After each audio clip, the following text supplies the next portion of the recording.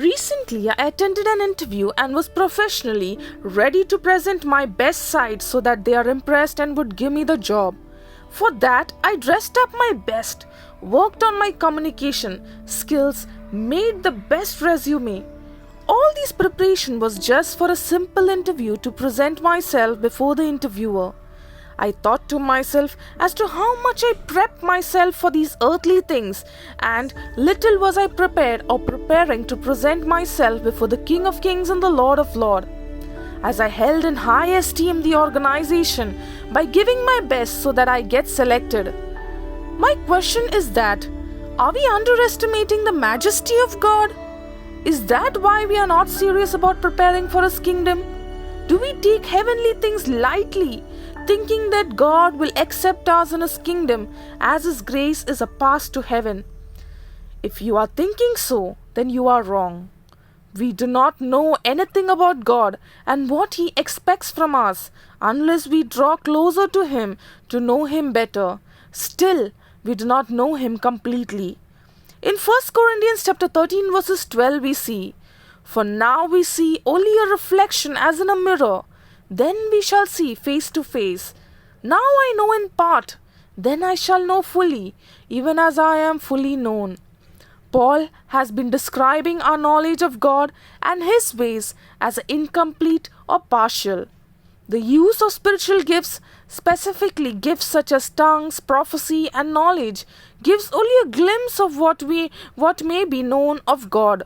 As Paul wrote in Romans chapter 11, verses 33 and 34. Oh, the depth of the riches and the wisdom and knowledge of God! How unsearchable are His judgments, and how inscrutable His ways! For who has known the mind of the Lord?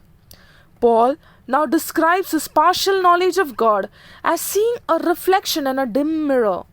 Some scholars suggest that he had in mind Corinth's famous bronze mirrors, known for their imperfect reflections. After the coming of Christ, when the church is fully matured, as He is, however, we will see God's face to face, knowing Him in person instead of through partial revelation. In fact, Paul adds, "We will know God and His ways then as He knows us now." God, of course, is never limited in His knowledge. He knows everything there is to know about us, even what we do not see or understand about ourselves. In that day, when God comes to live among us, Revelation chapter 21 verses 1 to 5, we will know Him fully, as He knows us fully in this moment.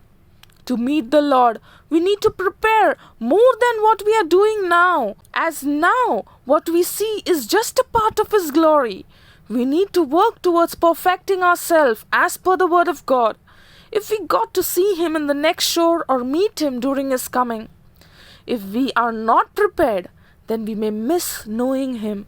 Let's not underestimate the preparation that we need to do to see Him. May we prepare way more for eternity than what we prepare ourselves for some earthly event or people which we need to face. May we all clear our interviews with the Almighty when we stand before the judgment seat.